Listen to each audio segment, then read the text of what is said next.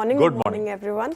देखिए, Indian hotels अगर इस पर्टिकुलर काउंटर की बात करें तो पिछले साल इसने 40% से ज़्यादा का रिटर्न दिया है और इस साल में 16% से ज़्यादा का रिटर्न इसने अपने निवेशकों को जनरेट करके दिया है। और रिजल्ट की बात कर रहे थे, शानदार नतीजे आए, मैनेजमेंट भी काफ़ी ज़्यादा पॉजिटिव है अपनी कंपनी को लेकर, इसलिए ब्रोकरेजेस भी पॉजिटिव नजर आ रहे हैं। जेफरीज की रिपोर्ट आ गई है, बाई की कॉल उन्होंने बरकरार रखी है। हालांकि टारगेट प्राइस थोड़ा सा कट किया है, 1,000 रुपये प्रति शेयर का टारगेट प्राइस पहले रखा था, उसको कट करके 980 रुपये प्रति शेयर का टारगेट प्राइस रख दिया। अभी 780 के करीब ये कारोबार कर रहा है इंडियन होटल। जेफरीज का मानना है कि पूरा स्पेस ही आप देखें तो काफ़ी ज़्यादा पॉजिटिव है, तो इंडियन होटल को फायदा तो पहुंचेगा ही, जाहिर सी बात है। डबल डिजिट रेवेन्यू ग्रोथ का गाइडेंस भी कायम है, ये एक पॉजिटिव चीज है। साथ ही आप फाइनेंशियल ईयर 25 और 28 की बात करें तो 16% एबिटा और मुनाफा यानी कि प्रॉफिट 18% दिखा सकता है, ये भी एक्सपेक्ट करके चल रही है फर्म, तो पॉजिटिव।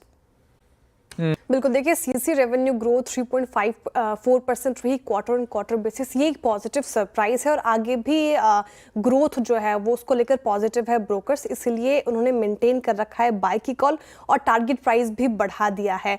7,860 रुपये प्रति शेयर का टारगेट प्राइस था पहले, उसको बढ़ाकर अब 9,000 रुपये प्रति शेयर का टारगेट प्राइस रख दिया, यानी कि लास्टिंग प्राइस से आप कंपेयर करें तो 20% का अपसाइड पोटेंशियल जेफरीज को कोफोर्ज में नजर आ रहा है।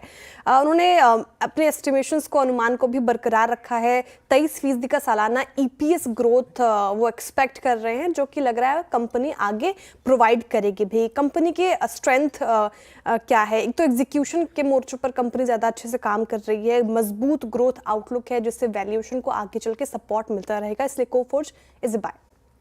सही कह रहे हैं आप, अच्छे लगे नंबर्स। और महिंद्रा का जब रिजल्ट आया शानदार और स्ट्रीट ने तुरंत रिवॉर्ड भी कर दिया। आप क्लोजिंग की बात करें तो 3.5% चढ़कर महिंद्रा डे हाई के करीब क्लोज हुआ है, तो ब्रोकरेजेस बुलिश ही नजर आ रहे हैं। और अगर आप ध्यान दें तो ये 12th क्वार्टर था लगातार जब कंपनी ने डबल डिजिट एबिटा ग्रोथ दिखाई है, जो कि आगे भी बरकरार रहने की पूरी उम्मीद है, इसलिए कोटक इंस्टीट्यूशनल मेंटेन कर रखे हैं उन्होंने बाय की कॉल। टारगेट प्राइस की बात करें तो 3,500 रुपये प्रति शेयर का टारगेट प्राइस रख दिया है। जेफरीज भी कह रहे हैं इट्स बाय, उन्होंने भी मेंटेन कर रखा है बाय की कॉल, लेकिन टारगेट स्लाइटली कट किया है। पहले 4,075 रुपये प्रति शेयर का टारगेट था, उसको थोड़ा कट करके 4,000 रुपये प्रति शेयर का टारगेट प्राइस रख दिया है।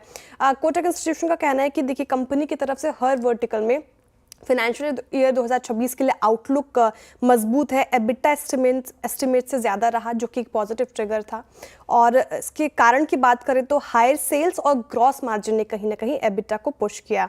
इसके अलावा फर्म ये भी मान के चल रही है कि आगे अगर आप ध्यान दें तो इस पूरी इंडस्ट्री में Mahindra and Mahindra out perform करते हुए नजर आएगी, ये अंडरलाइन की। और ट्रैक्टर सेगमेंट जो लगातार आउट परफॉर्म कर रही है, वो आगे भी इसका अप ट्रेंड जारी रहेगा। जेफरीज कह रहे हैं कि एक्सपेक्टेड था और 12% का वॉल्यूम, 18% का कोर ईपीएस सीजीआर उन्होंने फाइनेंशियल 2025 और 28 के लिए रखा है। फर्म ये भी मान रहे हैं, यानी जेफरीज ये भी मान रहे हैं कि री रेटिंग के लिए भी रूम अभी है फिलहाल, क्योंकि जिस तरीके से ग्रोथ हमें महिंद्रा एंड महिंद्रा में देखने को मिल रही है, स्ट्रॉन्ग ग्रोथ आउटलुक और फ्रेंचाइजी में भी इंप्रूवमेंट देखने को मिल रहा है, इसलिए महिंद्रा एंड महिंद्रा एक स्ट्रॉन्ग काउंटर है, आपके रडार पर होना चाहिए।